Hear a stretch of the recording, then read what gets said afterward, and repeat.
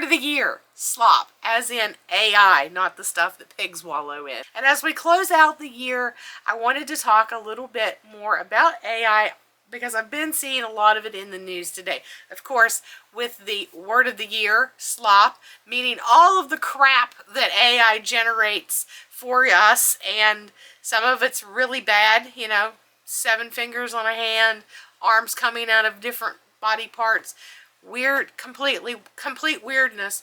But there's also been a lot of talk I have seen in the past couple of weeks about AI taking our jobs. And last night I was scrolling through Facebook just before going to bed, and I saw an article from The Independent, which I believe is a British news organization, and it is titled, "Why Gen X Might Be the Winners in the AI Job Revolution as Their Children Flounder." So does Gen X have some secret mojo that no one else does? Why would they be saying this? Because to me, when we talk about AI, my mind says that's how you get Skynet. So that got me thinking, are we more prepared somehow because we don't trust that it's going to turn into Skynet, or that we're just so freaking cynical that we don't believe everything that the bots tell us? What's going on? Part of what I was seeing is that it's talking about like fact checking it and how we know things, and where we can catch its mistakes. So then that got me thinking about my profession. So my profession as a librarian, that's exactly how, when I'm using AI, and I do use ChatGPT, I can call it out immediately on a lot of the mistakes it makes. So I'm looking at it in two worlds. How is it going to affect me professionally as a librarian, and how will it affect me in my side hustles and in my hobbies of my creative side? So what do you think AI will do for you or against you in your career, in your interests? For me personally, in my job, I feel like what it's saying in that article is spot on for librarians. At the beginning of the 2000s, when the internet was taking off and everybody was getting all their information online and through Google, there was a great quote by Neil Gaiman that said, "Google can give you 100,000 answers, but a librarian can give you the right answer." And that mindset, and that is still true today. You can find all kinds of crap on the internet, but you have to know how to vet it. You have to know, is this legitimate information? Does this have an agenda? And the more you look at that, the more you understand that, and the more you can process that and see that, the better consumer of information you become. And one of the things that I loved about the job when I was an academic librarian was doing user education, and that was doing just that, teaching students that just because you find something online and you can cite it, is it valuable information? I would tell them that if you're doing a paper on the Second Amendment and you completely rely on NRA articles, you're not presenting both sides of your argument, or you're only getting your information from one source. So you need to diversify your sources to prove your point, but don't rely just on their data. Same thing as if you were doing something on climate change and you only went with a far radical climate change organization. I can't think of any offhand right now. I'm sure there's plenty out there. But if you used only their data and you didn't take into account actual vetted studies that have been done, then your paper or your whatever you're presenting is not going to be valid. You're going to just be presenting one side of the story. So you could have some idiot in his basement typing away his manifesto about some political topic or something, and you use that, you're going to look like you don't know what you're doing and you didn't fully research your topic.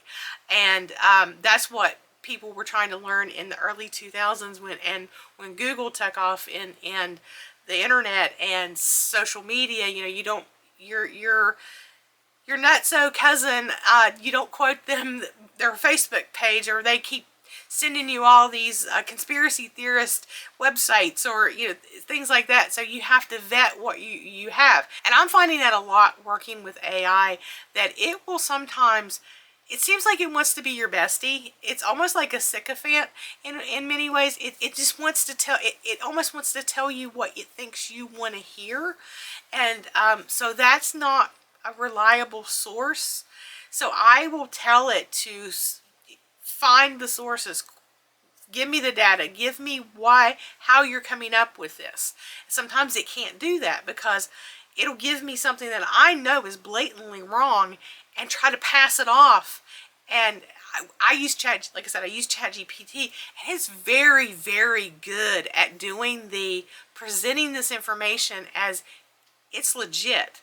And I'll call it out on it, and then it'll say, yeah, that wasn't quite right, or I'll research it, or it kind of it never seems to admit that I caught it out.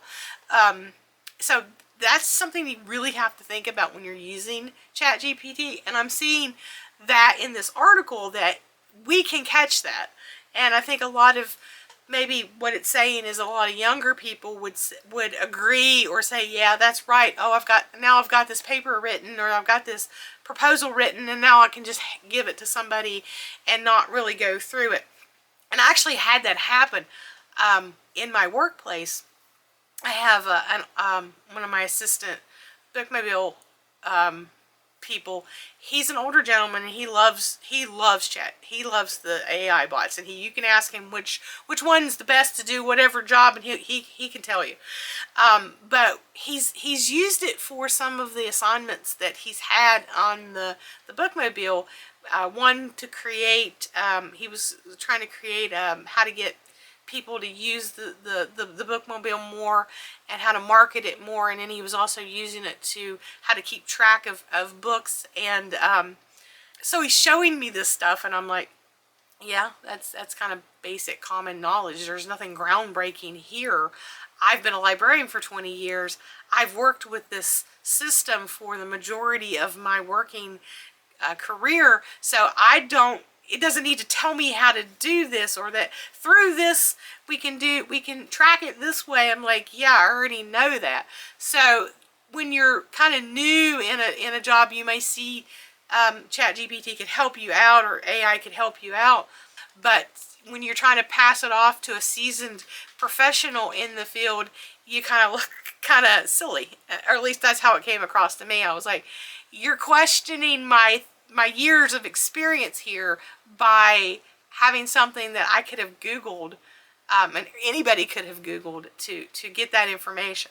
The other thing was, our director was writing a proposal, because we're in the process of getting a new bookmobile, and he was writing some grant proposals.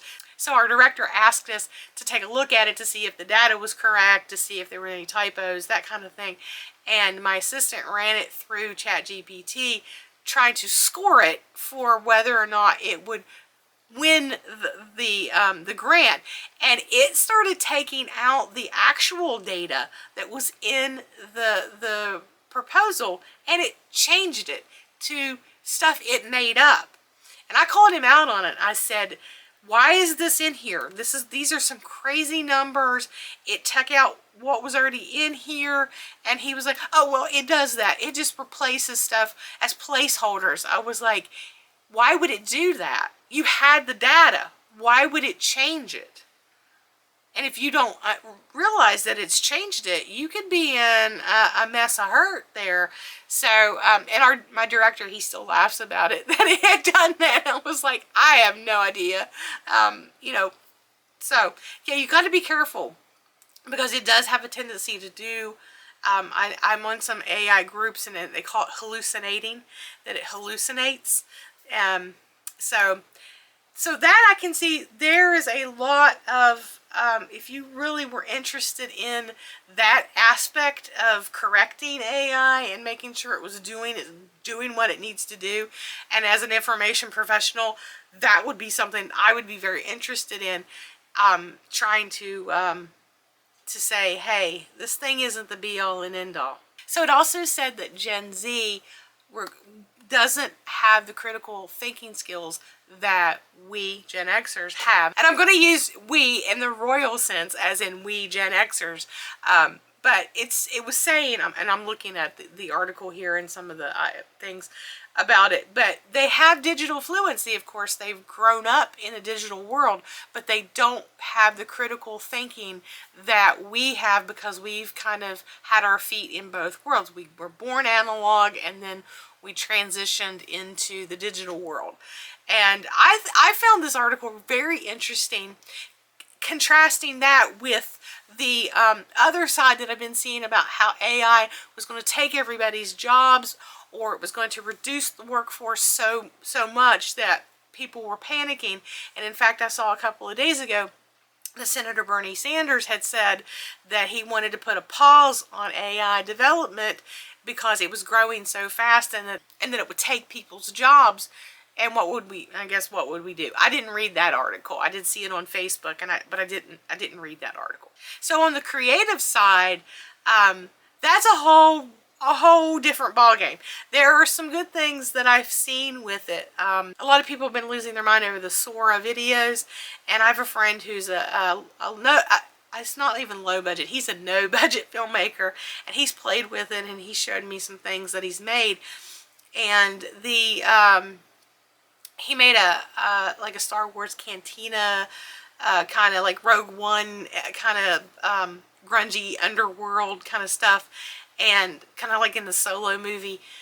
And he made this AI like 15-second clip, and the aliens in it were awesome. It was something he couldn't do unless he spent hours and hours and hours trying to render something in Blender, which his computer's not quite capable of making these high-end renders. So he did it in the Sora, and it came out really nice. So I can see in situations like that, it might be all right. I know one of the big gripes people have about it is that it takes work from other artists, either physically takes their work and changes it and passes it off as its own, or it takes jobs from artists, from graphic artists, from photographers. And as a photographer myself, I see the potential problems there, especially with making the deep fakes and things like that.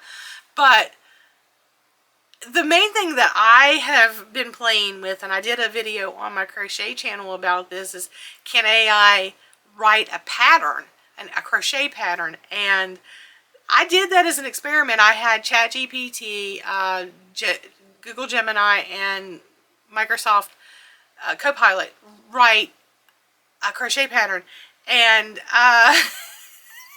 the results were not good. They were just absolutely horrific. It was supposed to be a corgi, and I'm like, have you ever even seen a dog? Do you even know what a dog looks like? And I used the same prompt in all three of the to make the pattern, and all three of them came out with something completely different, and none of them looked like a dog. So if you want to go see that video, I will link it below and on the end cards, so check that out. It's hysterical what it looked like.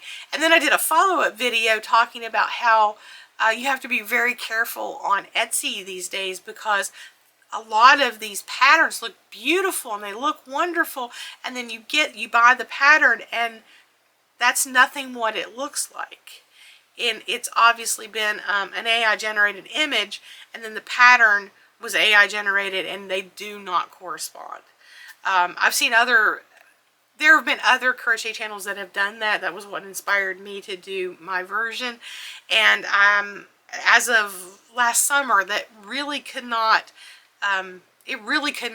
recreate a crochet pattern. But the funny thing was, I had a comment on that video that I was a hypocrite for doing this, and that I was training AI. I shouldn't be training AI to do that because it steals other creators' work. And I'm like, did you even see what it did? Because no pattern creator, no pattern writer, no crochet person in the known universe would come up with something that horrible. So it was not taking information from anyone. It was not stealing anything from anyone.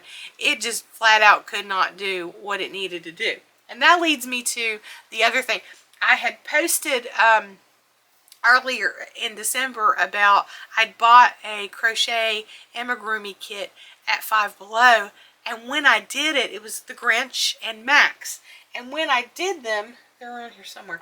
When I did them, after I did it, I was like, I don't think this thing knows what, I don't think that whoever designed this knows what the Grinch looks like. This is what the Grinch came out. It kind of looked like a pineapple. I thought it looked like SpongeBob's house. But this was good compared to what Max looked like. Max just, again, do you know what a dog looks like? And I had posted this, and a couple of days ago, someone commented on that post that they looked very much AI generated. And I was thinking, yeah, she's onto something here, because perhaps a company that is wanting to sell mass-produced, these were only $5 kits, mass-produced kits, they're, instead of hiring someone to do that, they're going to just have AI do it, and the AI can't, and instead of testing it and vetting it like I was talking about with the information, you know, there's quite a few crochet creators that I follow on social media, and all of them do pattern testing and calls for pattern testing. It looks like nobody pattern tested this thing, that it just was like, okay, let's just do this. So she got me thinking about that. I'm like, maybe it is. So anyway, in the creative world, right now there are certain things that I don't think AI can do. In my profession, there are a lot of things AI can't do, and the number one thing I'm not worried about is it can't drive a bus until there's a Johnny Cab. And if you know, you know. You're in a Johnny Cab. Until there's a Johnny Cab, then I will panic, because I drive a massive bus. It's a Bluebird school bus. That's the size of it, and there is no AI bot that's going to be able to do that. So my job, I feel, is comfortably safe, but I think librarians in general, I think we will be safe in the sense that what we offer and the human element that we have in our job that you can't get through the bot, we're going to be okay. Creatives, I think we'll be okay. I think there'll be people who will embrace it and use it, like my friend Michael, and then there'll be people like me who say, there is no way a bot can do that, and we will always be here to create patterns and to make things properly. So, what do you think? Let me know. Drop a comment below and let me know. Let's get a conversation started about AI. Love it, hate it, you don't know about it, you're not sure.